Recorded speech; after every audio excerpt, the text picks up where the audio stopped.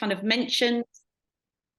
Great. We're starting the recording now. So a formal welcome to all of you for joining our online event around inclusive AI and how can AI fix the digital divide.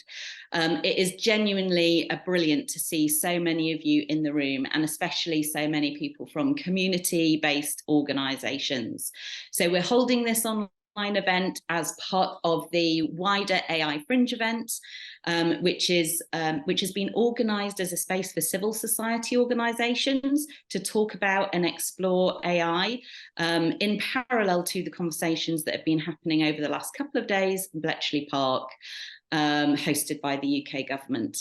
And what we wanted to do was make sure there was a place to foreground and explore how AI is affected by is shaped by digital inequalities. And I'm really delighted that we've got 4 fantastic panelists. How we're going to run the session is to have 2 of our panelists speaking first. So that's Helen Milner and Rachel Caldicott.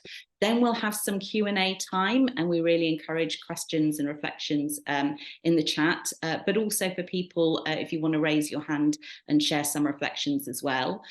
Then we'll turn to Casper and to Julie for another 2 presentations, followed by another bit of discussion. So hopefully it's going to be a jam-packed hour, and hopefully a really valuable one to explore something that we're all exploring and grappling with. None of us have the answers yet, and we will all feel different things. And with that in mind, Tash is going to run a short poll for us. So the question, Tash, have you got the poll ready to go? I do, yeah.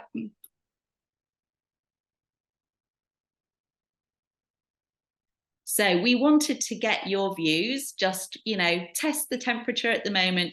Who feels optimistic today about whether AI can help to close the digital divide? Yes, no, don't know. So if you can just pop in your thoughts here. And then Tash can come back to us shortly with some poll results. And the reason why we put in today was because actually how I feel, I don't know about you, but how I feel about AI kind of changes from day to day, changes from hour to hour. And I am generally an optimistic person, as anyone who knows me will confirm. But AI, so I kind of feel I want to be optimistic about AI, and actually I am also quite concerned and quite anxious about it. So I'm really, really keen to hear from the panelists and also to hear your views. So without further ado, I'm going to kind of let Tash put the poll results in. Oh, here we go. We're seeing that there are quite a lot of us in the we just don't know. Slightly more of a balance towards that optimistic, yes, it can help. And a good quarter of us who are feeling, no, this is just not going to help us. So actually, I love that, because those results all in one articulate how I feel all at the same time. So I'm going to hand over, first of all, to Helen Milner, who is our Chief Exec at Good Things Foundation. Helen, how can AI help to fix the digital divide? Hi, morning everyone. Thanks, Emma. You're almost going to say, can it help us? And I guess the answer is yes, I think so. So, that's the short answer. Obviously, we're doing this in the context of the government's AI Summit. It's been a long week for many people. I think at Good Things we've been on like 4 or 5 different events during the week, which has been really interesting. But putting it in the context of digital exclusion, we know 10.2 million people in the UK don't have the basic digital skills to use the internet. So that's just turning it on, setting up an email address, sending an email. So we still have millions of people who are excluded from basic digital inclusion, let alone an AI version of society. From those of you who are interested in politics, obviously the House of Lords did a digital exclusion review inquiry and wrote quite a scathing report about the government, and saying that government apathy had led to a massive underinvestment and under interest, if you like, focus from government. And the response has come out, and I recently did a response to the response. But basically, the government isn't doing enough, and we have to do more action to fix the digital divide. So if we think about AI, though, I said yes to do I feel optimistic today? Because I do. That clearly I'm worried that AI could exacerbate those digital divides that we already have, and that there is a real risk that as technology marches on, that more people are left behind. So that divide not only deepens, but it widens. But I do think there's real opportunities, and I think that there's opportunities to engage some of those people who have low digital skills, because when everybody's talking about AI, it's the word of the year, isn't it? So the Collins Dictionary said it's the word of the year. Then actually that's something that people will have a thirst to know more about. So I'm sure we'll talk about things like AI literacy, and what would those basic digital skills be for AI. So understanding what AI is, understanding how it affects your everyday life, understanding how it's already in your life, and understanding safety and privacy for yourself within an AI environment. So that's as a tool that I'm thinking about, and I know my team are thinking about, is how do we help people who have very, very low digital skills to understand the AI that's already in the world around us. But then if we think about AI for digital inclusion, so, my view is if there's loads of experts who know really well about all of the opportunities of what this technology can do, then can we actually harness the technology to help us to fix the digital divide? So there's us as an organization, so triaging inbound queries. We had 1,600 inbox queries last week. And actually, we could definitely use AI to triage some of that, to work out what needs to be done today, where there's online resources that we can point those people to. The AI can do amazing things like help us to find partners. We also know already, don't we, that the utility sector is getting higher customer satisfaction scores when AI is actually handling that as customer satisfaction rather than people. So I think there's how do we do it as an organization? But then could AI and the future uses of AI actually help people to be included? So actually, will it make it easier for people? AI can translate and contextualize content, be that learning content or information. Could that then make that more accessible for people who are cut off at the moment from language barriers, for example? Or clearly there's a lot around use of speech for natural language queries, etc. So that actually, could AI help the excluded people be more included? But I think the classic thing is, so the three barriers for digital exclusion are motivation, skills and confidence, and access. And so my challenge almost is out to the experts, is like, how could AI today help us to mend those challenges, and what is the AI of the future that could help us to do that? But of course, everything that we believe in at Good Things Foundation is that we believe in an equal society that has a fixed digital divide, because it's about people. It's about people having the opportunities that they need to be able to live in an equal way within society, for them to thrive, not just to survive. And absolutely, anything that we should do, we need to involve and include those people who are on the wrong side of the digital divide, who have those low digital skills, and to make sure that we always are developing our tools and our views about what they want and what they need, and how we could actually co-design and co-develop those solutions together. We want to make sure that we have a fair and equal society, and we want to make sure that AI is happening with people involved, not just to them. Thanks, Emma. Brilliant. That's perfect. And that's a great segue now to be able to introduce our next panelist. Rachel Caldicott, kind of tech strategist, you have been working on social impact and tech ethics for so long now, Rachel. It is brilliant to have you on our panel. Over to you for your thoughts. Hi, everyone.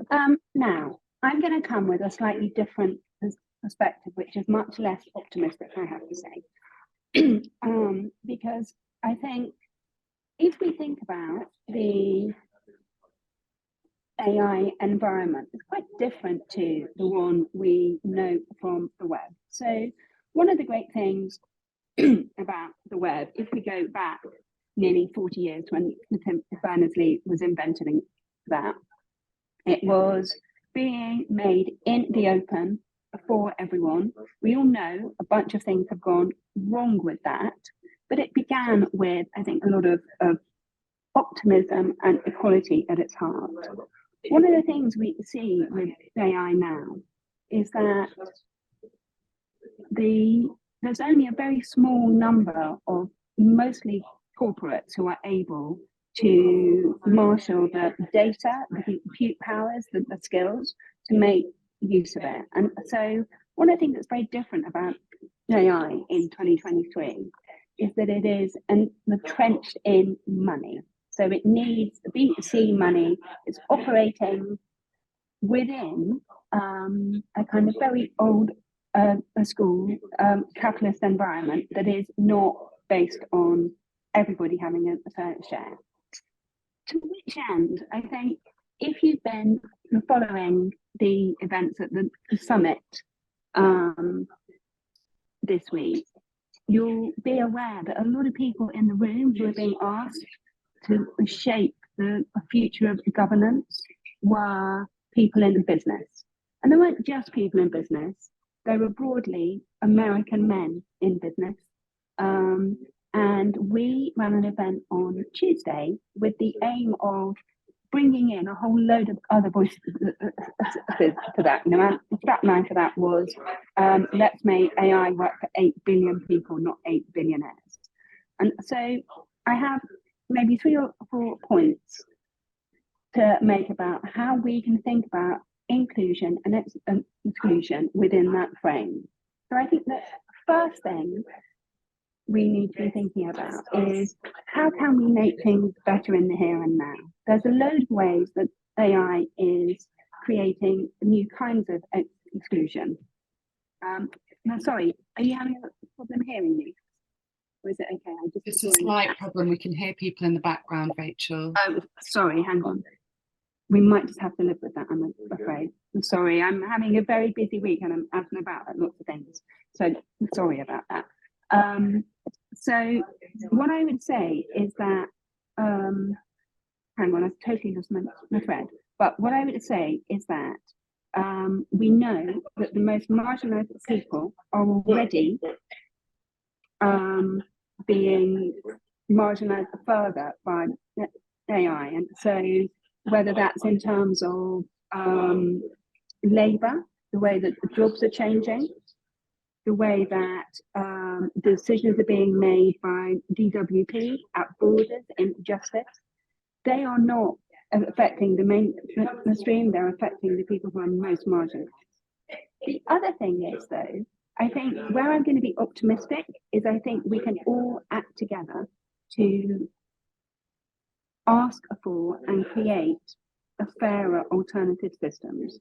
And so while there's a lot of work to do on mitigating those basics and things that are happening now, I think the practical things that I think we can be thinking about is how can we make data more inclusive and more representative in order that the decisions that AI is making about us are fairer and better for all of us? How can we support collective action? So things like whether it's unions, people in the labour market, people who we know are excluded and don't have a voice in other parts of life. How can we support them to really have a voice and ask for better? And how can we actually think about making the data better? I noticed in the chat earlier, someone was talking about how AI really draws on content written in English. You know, there's all kinds of ways that we can be advocating for and making diverse the data better. But overall, I think one of the most important things we need to keep doing is holding policymakers and business to account again and again, because I think while there's a lot to be optimistic about, a lot of the harms that AI makes are slightly hidden, and that it's actually community organizers, it's people on the ground who are the first people who want to see those happen. And how can we work collectively to give everyone a voice and close that gap? And I'm really sorry about the audio, not ideal, but that's it from me. Thank you. Rachel, that was absolutely brilliant. And just for people who maybe were struggling to hear that a little bit, some of the things that Rachel was concluding in saying was, I suppose, first of all, that Rachel is coming not with as much optimism, and really pointing out the ways in which AI, the story of the evolution of AI, has almost been excluding from the start in terms of who is involved in that. And really also thinking about how can we make things better in the here and now for the most marginalized groups, because they're already being marginalized by AI in terms of how AI is being used to make decisions about their lives and where it's changing people's jobs. But also then some scope for optimism and action in terms of how can we all act together to ask for and create fairer alternative systems. And that's both about improving the quality, the diversity, the inclusivity of data itself, the data on which AI depends, and also then around supporting collective action and having a voice together, unions, people who are excluded, and continually holding policy, governments, business to account. So I've probably not done justice at all to what Rachel has said, but if you're having difficulties with the audio, hopefully that conveys some of the key points. So we've got a little bit of an opportunity now for some conversation and discussion and questions back to Helen and Rachel. So I'm going to open up my chat, but also please do raise a hand, because there are so many comments here. So raise a hand if you would like to share a reflection on this. And Tash, I might need your help in terms of seeing who is coming in on the chat, because I can only see a small bit of the screen. Grant, I see your hand popping up. Hi, yes, thank you. Thank you for some very interesting comments from both Helen and Rachel. I wanted to just add this thought to the issue, which is, we spend a lot of time, and much of the AI Safety Summit for the past 2 days was talking about the leading edge large language models put together by companies like OpenAI or Amazon or any of the large American companies. But AI is much bigger than that.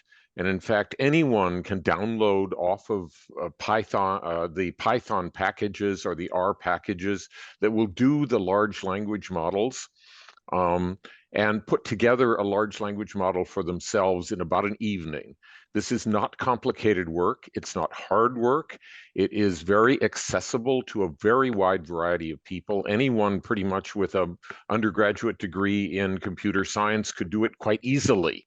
And so we need to think about AI not in terms of, oh, this is a big thing and it's very expensive, but in fact, it's everybody pretty much that can do this, and it can be stuck inside of all sorts of little products, and it solves all kinds of problems.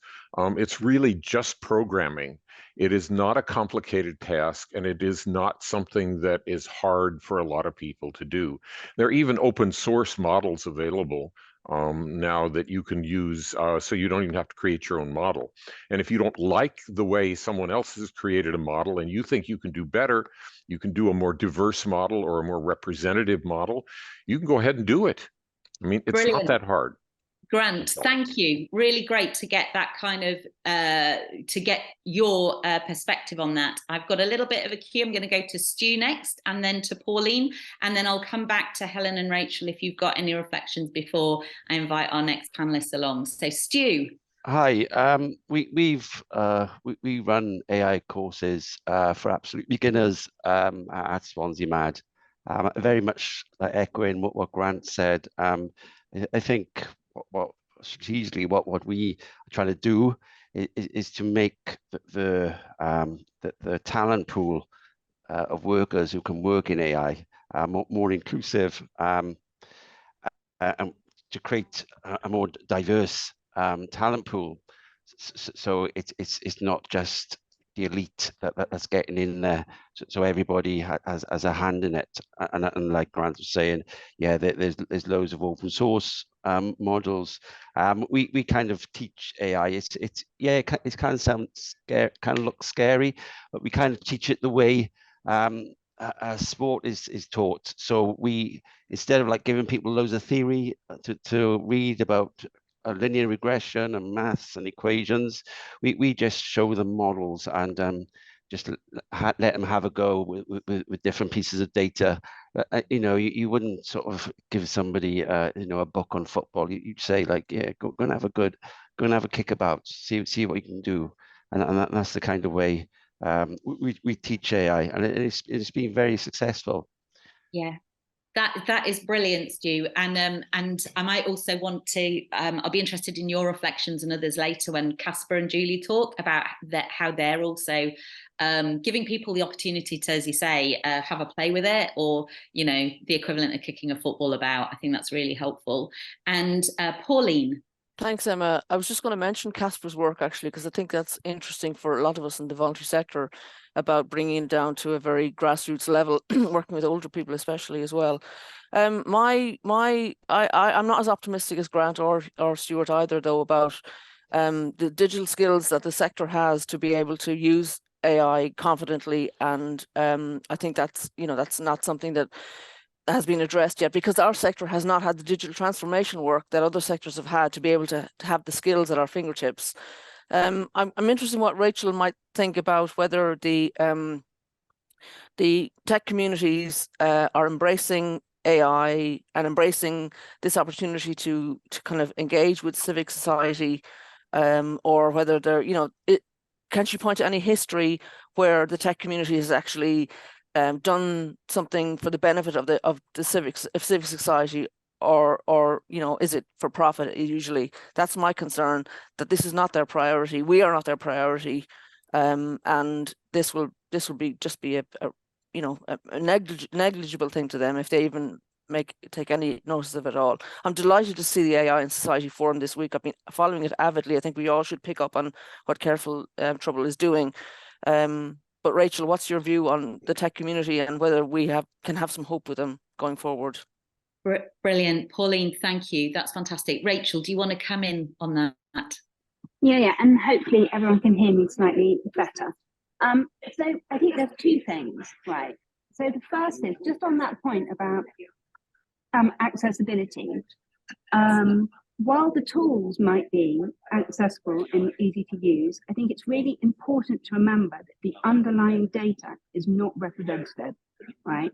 And so when we create tools that are using unrepresentative, biased data, we are replicating harms that are happening at a structural level.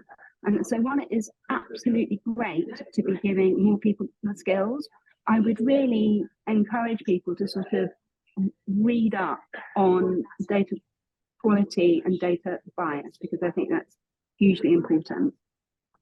And I think the other thing is, like, at the moment, I think it's a real race in AI. You know, there's not much opportunity for people to be reflective, to be sitting back and making room for others. It's a bit of a banner fight, right?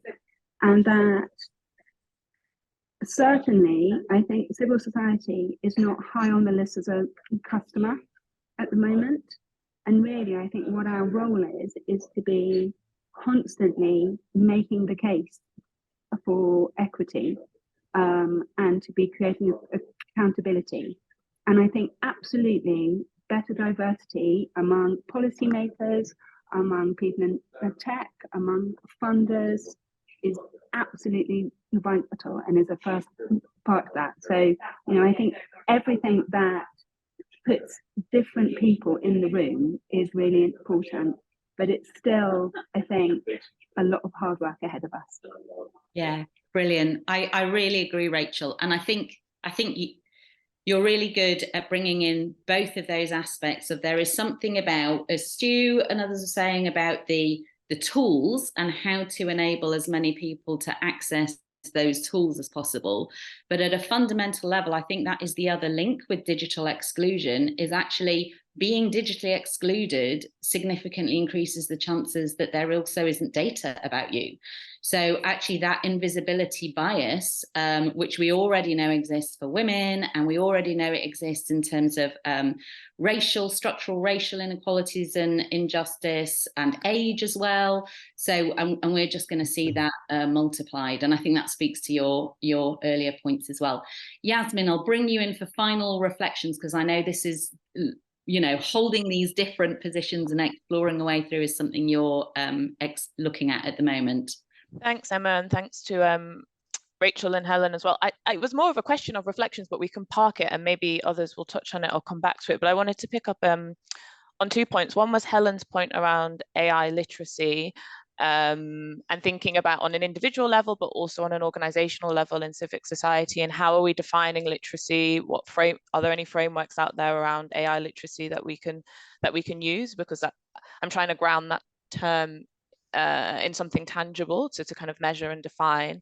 And then on Rachel's point, which you might have touched on or answered already on the data, but I was wondering if any thoughts on how if it's possible, or the extent to which it's possible to use AI to disrupt some of these systems of oppression or some of these like hierarchical systems of power, or whether because it's built on the foundation, as in the data that you've just talked about, is unrepresentative and biased and inequitable, that's not possible. Also combining with your point that you made at the beginning, that there's only a small handful of organizations that have the compute and the money and to be able to kind of leverage it at a kind of wider societal level. So yeah, it was more a question around if it's possible to use any of these tools to disrupt systems, and then secondly around this literacy point, but we might not have time to cover those.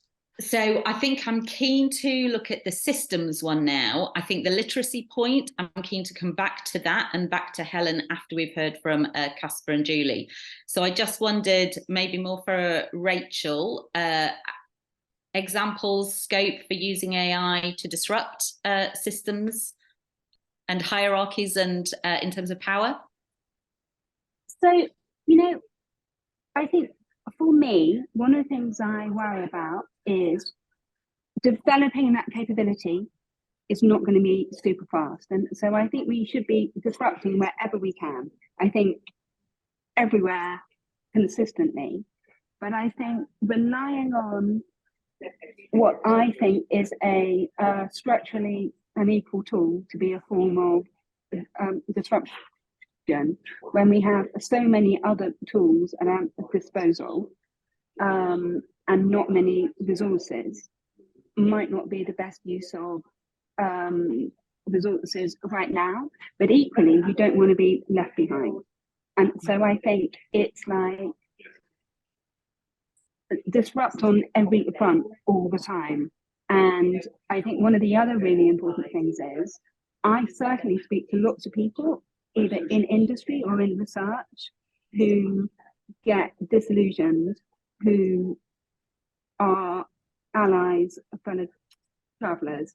And so I think it's, I mean, without necessarily wanting to use the language of activism here, but it's about converting people to the cause in order that the people who are equally already doing the work can be disruptors and representatives for us too, I think. Brilliant. Can I just come in, Emma? Yes, I was going to say, Helen, come in for some, your thoughts on any of the comments that have been raised in this part. I just want to just on the last point to say, the people here today, we're a powerful movement, right? So we have the people who care passionately about digital inclusion, which means creating an inclusive society in a digital age. And we have many, many network partners here who are part of the National Digital Inclusion Network. So actually, if we talk about collective action or collective agitating, but I'm thinking more about action, and taking Grant and Stuart's points. It's like we can create data sets for ourselves for digital inclusion.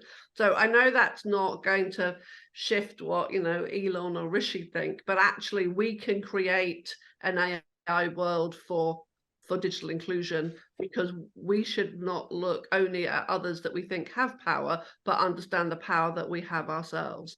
So I want to say some stuff about talent and pathways and AI literacy, but I'm going to come in later after Julie and Casper, because I think they're going to have really important things to say about that.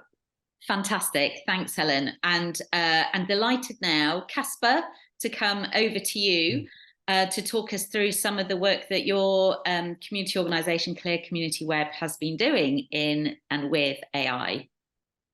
Okay, I'm going to start off with a few points, a few responses to things that we've kind of heard about today. And I think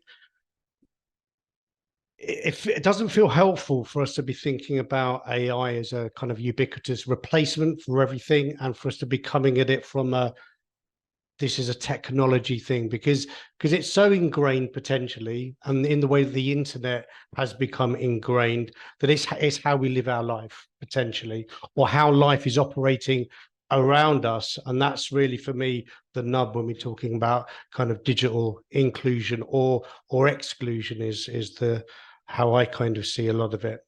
One of the interesting things is that, and picking up on Helen's point about confidence and motivation really being kind of factors here. And what we find is when everything is so big, people switch off.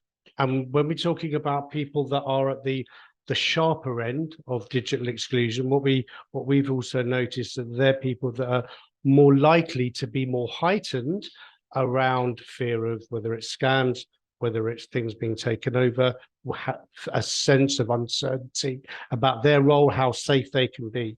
So everything we try to do is to help people feel safer, feel more involved, feel as if they can participate. And that for us is the beginning of a building block for people to then be part of their own journey to improve their lives, etc. I think that if AI continues just to steamroller ahead, we're not actually going to be shifting or changing anything in a digital inclusion way. What we're actually be doing is potentially making something a lot bigger, very much an us and them situation. They can do it. We don't even know what it is. And the fear that we have, that a lot of the older people that we've engaged with, is that this is now twofold. So not only have they got a fear of what they're not involved in, but there is also a fear of what their younger people, nephews, nieces, grandchildren won't be able to do as well. So this isn't a conducive environment for people to kind of learn, build confidence, find that bit that is kind of right for them. I think that when we're talking about civil society, we're talking about how, as a community, we can be involved and should be involved with all of this. So when we're talking about regulations, when we're talking about how it works, there should be decisions around what actually we want to use it for. I recently did some talks on this subject and it was informed by some work from a guy called Goldsmiths called Dan McQuillan, who'd actually done some looking at money spent here and what we could be spending that money on. And there does seem to be a lot of stuff around AI being spent on stuff just because it could be done. And that doesn't necessarily mean it's for the greater good. So do we need a better triage system? Do we need money spent on people doing their job better, for example? Taking that back, everything that we've done so far around, let's just say, emerging technologies. So with older people that are kind of, okay, what's my bit in this? Where can I, what's my part? We tried to have a conversation, okay, and what we did was a couple of talking points about what they thought AI was, what they could use it for, and we ran some very good examples with Bard and ChatGPT, just asking people to try some things with these tools. What was interesting, so just try to bring it back to very real situations, real challenges and barriers. So we took the scenario of a leak happening from above, noisy neighbors, distressful housing situation.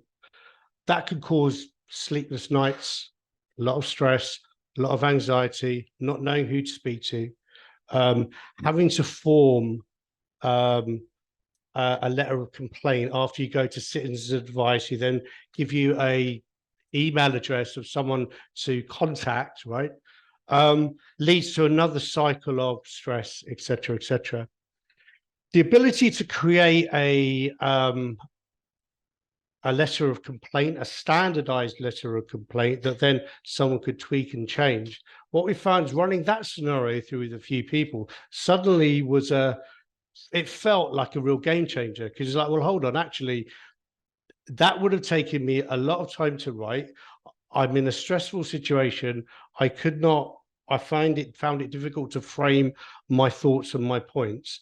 But this thing that I was able just to kind of get, if I was able to understand those prompts or whatever, actually meant that I could either take my story to, let's say, Citizens Advice, or I could craft my letter of complaint much easier. And I thought it was quite interesting that actually that, framed in that way, with that very particular scenario, was something that was, in inverted commas, as easy as doing a web search, gave a group of people something very practical that they could use AI for. I thought that was very interesting.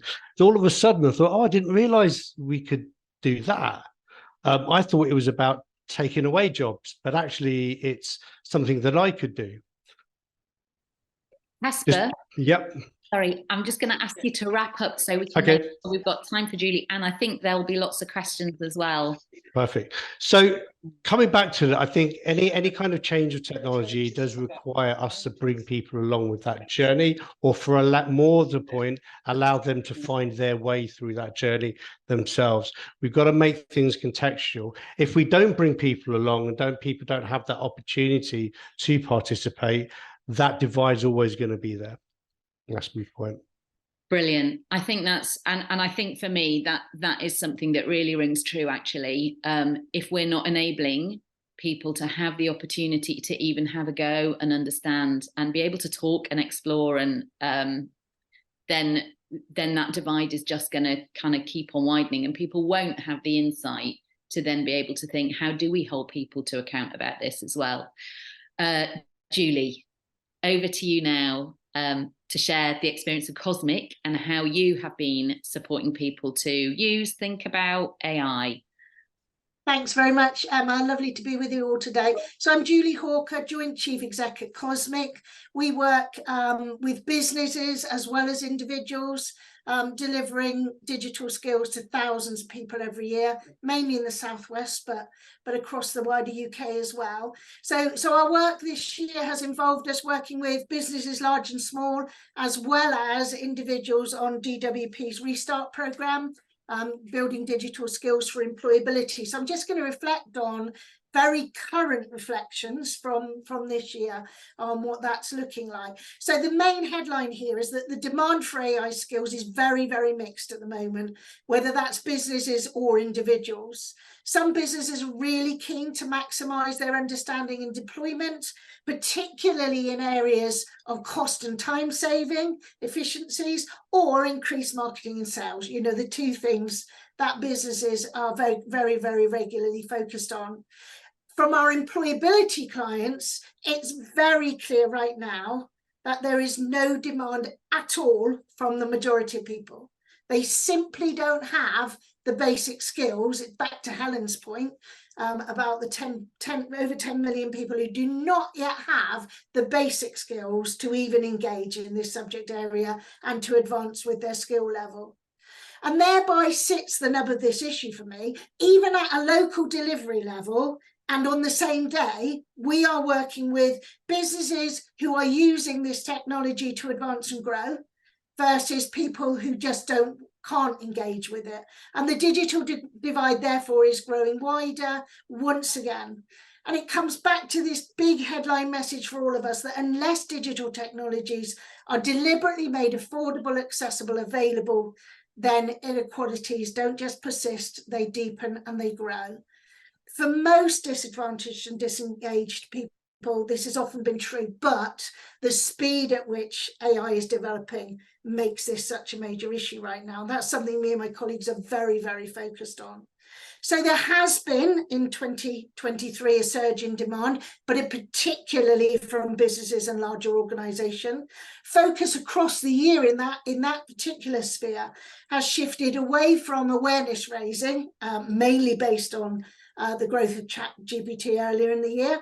So, raising awareness, running tests and trials, demonstrating use cases such as marketing content and recruitment. But many businesses now, this side of the summer particularly, are coming on workshops titled How to Make a Good Prompt in AI and how to really deepen your understanding and use of the technology. And that transition is bound to continue as the tech giants in particular push forward in use cases and deployment. Is Google Bard really going to mean the death of the search engine? Is their new RAG rating score going to show us a way to deal with honesty in content? Is the reduction and ruling out of how-to guides also going to see a sea change in the way that we interface with this technology? And that therefore are the skills around AI really going to grow at small business and individual level? So my main reflection here is that AI is already changing the content of digital skills training, but at very, very different levels in this year in particular. As I said, our Restart programme, we're rapidly upskilling our trainers in that programme, but all the time we're conscious that a lot of the people on that programme just aren't ready for this move just yet. Those who are motivated to learn, of course, we're testing, we're demonstrating, and we're showing them how to use it for this purpose.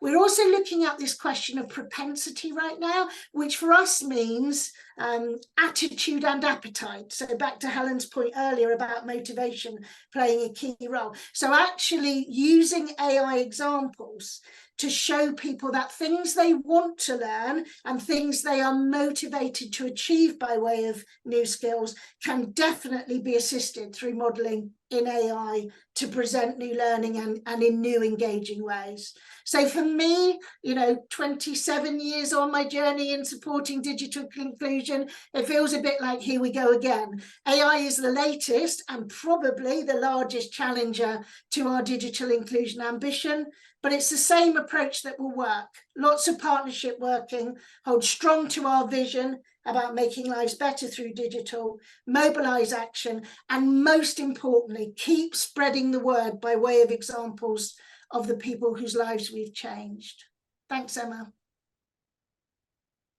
That was brilliant and actually incredibly helpful, I think, to hear both from Caspar and Julia about the different ways in which they are approaching this. But also, I could see the nods in the room when you said it feels a bit like here we go again. And actually, let's remember some of the things that are already really important around kind of partnership working and that vision and mobilising as well. Yeah, Brian, advocacy. Okay, so Yasmin, earlier you kind of brought in the question around AI literacy and frameworks, and hopefully some of the things that Caspar and Julie have been sharing contributes to that. I've also seen loads of points in the chat about this as well. And so I'm wondering whether or not anyone wants to kind of ask any specific questions.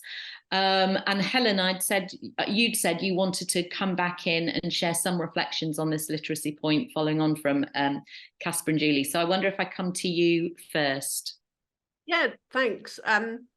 And I think what Caspar and Julie have just said is very interesting. And I think particularly, Julie, about what businesses are doing. So you said they're learning how to use AI for marketing and recruitment. And out in the digital inclusion world, across the 3,000 members of the National Digital Inclusion Network, people are teaching people, helping people to learn how to apply for work. Do they know that an AI is scanning their CV, right?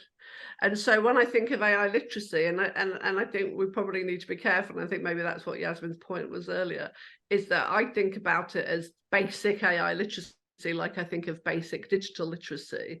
And so at which point do you start and make it interesting? And I really love Caspar's leak in the roof example. So making it very practical but also I think understanding how AI is being done to you today, I think is fundamental, because, and I think this comes back to Rachel's earlier point about harms, because what we want is to make sure that with an amazing grassroots bottom-up movement, that the people who are being done to, the most vulnerable in our society, should be able to spot when that is happening, and then we can activate together. So I think that there's definitely a huge part about understanding here, and doing it in language that people understand, and making sure that it's incredibly relevant to the here and now.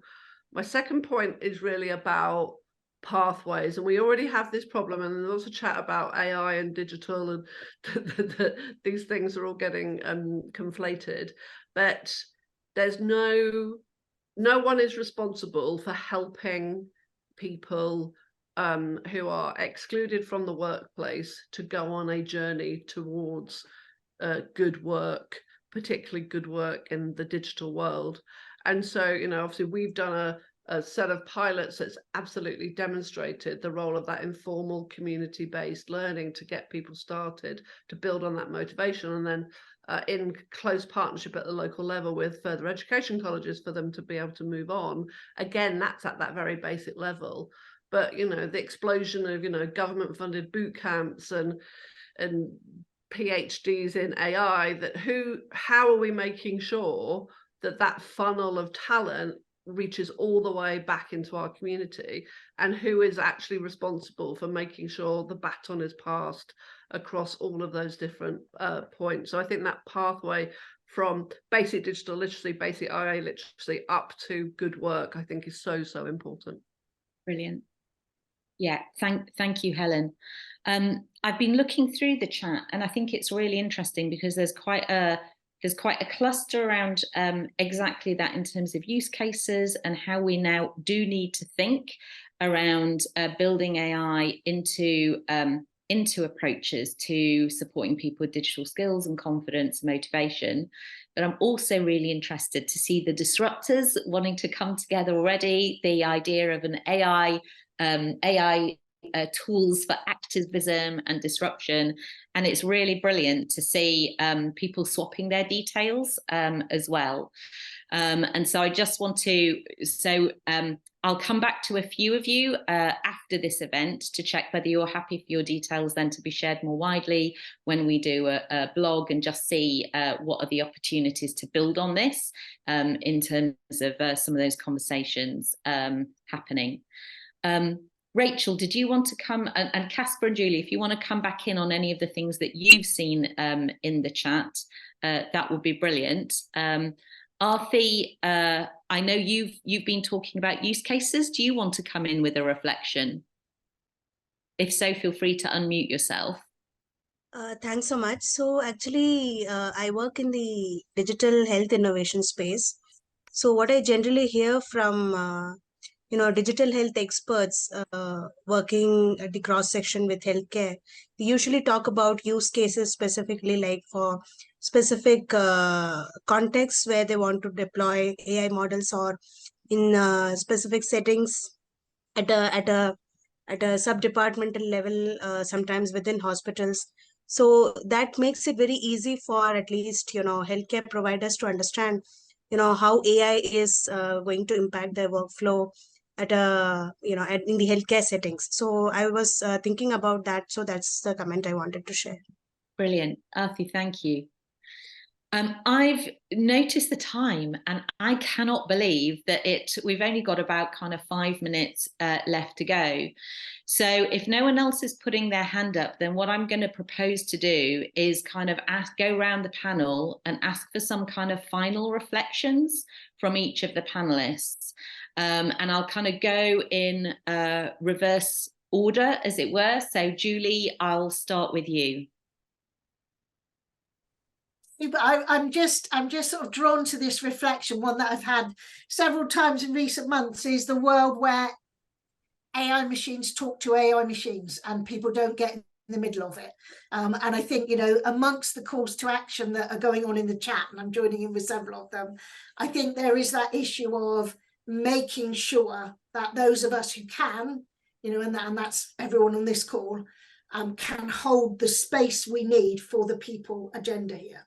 That we can make sure that the experiences of, for me, all of the beneficiaries of our service, similarly for others on this call, that we regularly play these examples into those who are making decisions right now. Brilliant. Thank you. And Casper?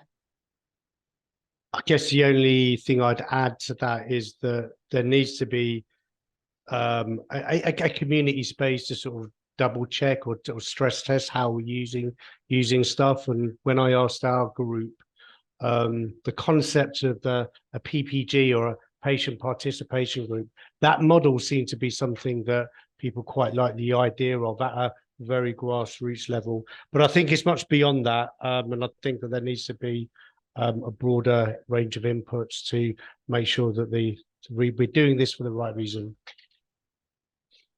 Brilliant. And I can just see in the chat, Stu's just posted about an AI people's panel, which may exist. Does anyone know if that exists? Okay. Yes, that is. It's wrapping up today. And I think there'll be an online session this afternoon, part of a friend. So I guess my last comment would be, I think I'm much more interested in redress and accountability than I am in literacy. Because, to be honest, the number of things everybody is supposed to need to understand now is completely overwhelming. And I think what we need are legible, democratic systems that work for people. And rather than everybody needing to understand AI, I think that what we need is for everybody to be able to get access to justice and redress. And I think, that's definitely the focus of our work. Rather than thinking about skills, but we obviously need everything all at once, as I was saying earlier. Thanks a lot. Yeah, brilliant. Thank you, Rachel. And Helen, final words over to you. I'm just reflecting on, the poll at the beginning where you had the optimistic, the pessimistic, and the don't know. Right? I don't like going down the don't know, so I still feel optimistic. But the reason I feel optimistic is not only because I think if we can harness technology in the right way, in the most transparent way, in the most inclusive way, then we can do good with technology. And therefore, let's make sure that we are continually fighting for that, but also doing it ourselves in our own ways. I think that, but the second reason I feel optimistic is because of the huge energy and input and expertise we have in our virtual room here. Almost 100 people engaging so actively and so collectively with great ideas, questions, links, but it really feels like harnessing this and accessing and engaging and motivating people in all communities who potentially are the most likely to be cut off is something that, by working together, we really can do. So I'm always I, of course, want to and will continue to hold policymakers to account in all the ways I can. But I think that I'm also a believer in just getting on with it. And so I think with lots of the talent in this virtual room today, I think we can really get on with it and make a difference and make a change. Brilliant. That is fantastic. And in final words from me, I just want to say a really, really big thank you to all of our panelists. A huge thank you to everyone who has also been contributing through the chat. And we will share the links in the chat in appropriate ways back to everyone. And I will follow up and see who you know, just double check with people about their own contact details being shared, etc. We will write a short blog about this, which we will pass through to the AI Fringe team, because we want to make really, really sure that when the AI Fringe is making its conclusions around the conversations that have happened, that this issue and the perspectives of the people in this room are reflected back through what the AI Fringe team does next.